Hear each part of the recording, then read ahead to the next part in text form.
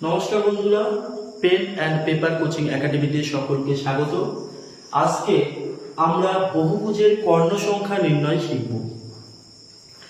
এখানে দুটি সমস্যা রয়েছে। প্রথম দিকে বলা হয়েছে একটি পঞ্চভুজের কর্ণ সংখ্যা কত, অর্থাৎ যে বহুভুজের 5টি বাহু রয়েছে সেই বহুভুজের কর্ণ সংখ্যা নির্ণয় করতে হবে।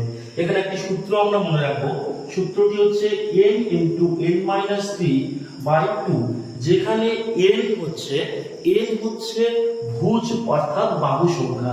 তাহলে এখানে কি বলেছিল, এখানে পঞ্চভুজ বলেছে। তাহলে পঞ্চভুজের কয়টি বাহু আমরা সবাই জানি, পঞ্চভুজের 5টি বাহু। তাহলে n এর মান কি, n এর মান এখানে 5। তাহলে n × n-3, এখানে n এর ভ্যালু 5। তাহলে 5 বিয়োগ 3 করলে কত হয়, 2। বাই নিচে আছে আমাদের 2, তাহলে 2 এবং 2 কেটে গেলে উত্তর হচ্ছে 5। অর্থাৎ পঞ্চভুজের কর্ণ সংখ্যা হচ্ছে 5টি। অপশন নাম্বার ডি হচ্ছে কারেক্ট।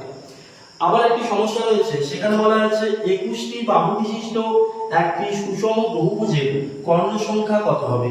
তাহলে 21টি বাহু, তাহলে এখানে n এর মানটা কত হবে, একই সূত্রে আমরা অ্যাপ্লাই করব। n এর মান এখানে কত, n এর মান এখানে হচ্ছে 21।